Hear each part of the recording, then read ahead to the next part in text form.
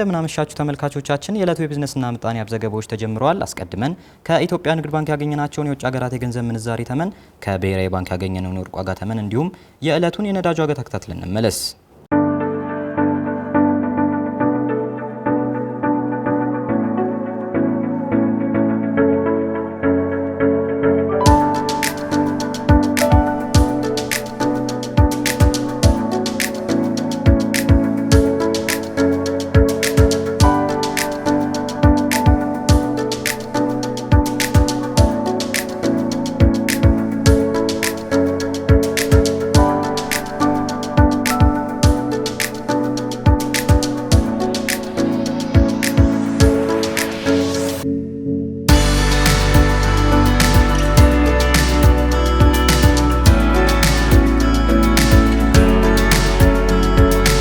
ኢኮኖሚ እድገትን ለማምጣት ጥራት ማዕከል በማድረግ መስራት ይገባል ተባለ።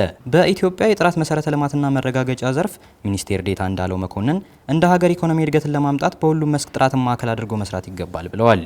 መንግስት ባለፉት ዓመታት የጥራት መሰረተ ልማት ሪፎርም ስራዎችን ማከናወኑን የገለጹት እንዳለው በከፍተኛ በጀት የጥራት ተቋማትን በመገንባት ተቋማቱን ተግባርና ኃላፊነታቸውን እንዲወጡ የሚያስችላቸውን አዋጆችና ደንቦች ተዘጋጅተው ተግባራዊ በመደረግ ላይ መሆናቸውን አመላክተዋል።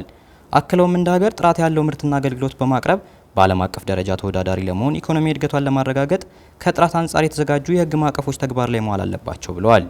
በመላ ሀገሪቱ ለሚገኙ ባለድርሻ አካላት በ4 ክላስተሮች የአሰልጣኞች ስልጠና መርሃ ግብር ተነድፎ ወደ ተግባር ስለመግባቱ አስቀድመው በዛሬው ዕለትም ከሲዳማ ብሔራዊ ክልል፣ ከደቡብ ኢትዮጵያ ክልልና ከማዕከላዊ ኢትዮጵያ ክልል ተውጣጡ አካላት በክልሉ መዲና ሐዋሳ ከተማ የሚሰጠው ስልጠና መጀመሩ ተመላክቷል። ጋምቤላ ክልል ከ4250 ኪሎ ግራም በላይ ወርቅ ለብሔራዊ ባንክ ማስገባቱን አስታወቀ።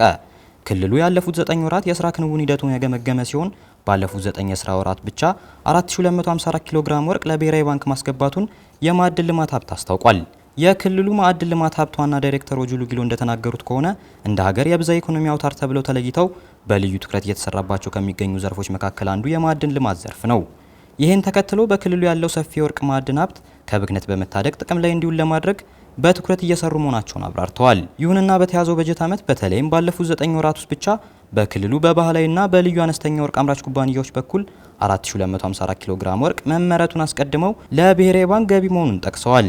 በክልሉ በተለይ የማዕድን ሀብትን በማውጣት ወደ ገንዘብ ለመቀየር ከሚደረገው የላቀ ስራ ባሻገር የክልሉ አንጻራዊ ሰላም መሆኑ ድርሻው የጎላ መሆኑን አንስተዋል።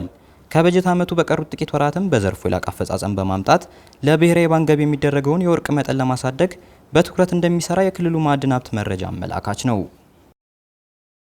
ወደ ውጭ ዘገባዎች ስንሻገር አሜሪካ ለጣለችው ቀረጥ አጸፋዊ ምላሽ ባልሰጡ ሀገራት ላይ የታሪፍ ተፈጻሚነት ለ3 ወራት እንዲዘገይ መደረጉ ተገለጸ።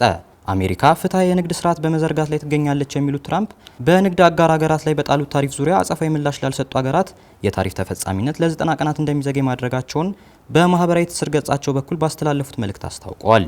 ፕሬዝዳንቱ ትሩዝ በተሰኘው የማህበራዊ መተሳሰሪያ ገጽ በኩል ባስተላለፉት መልእክት አጸፋዊ ምላሽ ላልሰጡ ሀገራት የታሪፉን ተፈጻሚነት ሲያዘገዩ በቻይና ላይ የጣሉት ተጨማሪ ታሪፍ ወዲያውኑ ተግባራዊ እንደሚደረግ አስፍረዋል። በማከልም ከዚህ በኋላ ቻይና በአሜሪካና በሌሎች ሀገራት ላይ የምታሳየው የንግድ መሽቀዳደም የሚያበቃበት ወቅት ይመጣል ብለዋል። በተመሳሳይ መልኩ የአሜሪካ ግምጃ ቤት ኃላፊ ስኮት ቤኔት የፕሬዝዳንቱ ውሳኔ ዓለም አቀፉን የኢኮኖሚ እድገት ተከትሎ የተወሰነ አይደለም ብለዋል። የኢኮኖሚ ባለሙያዎች በበኩላቸው ፕሬዝዳንት ትራምፕ ተገደው የወሰኑት ውሳኔ መሆኑን አስቀድመው ፕሬዝዳንቱ በማፈግፈግ ላይ ስለመሆናቸው ማሳያ ነው ይላሉ። በሌላ በኩል ፕሬዝዳንቱ በነጩ ቤተ መንግስት ባደረጉት ንግግር የታሪፍ ጭማሪውን ተፈጻሚነት ያዘገየ ነው፣ የሰዎችን ፍራቻ ተመልክተን ነው ብለዋል። ውሳኔውን ማጸፋዊ እርምጃ ላልወሰዱ ሀገራት መልካም እድል መሆኑን አስቀድመው አብራርተዋል።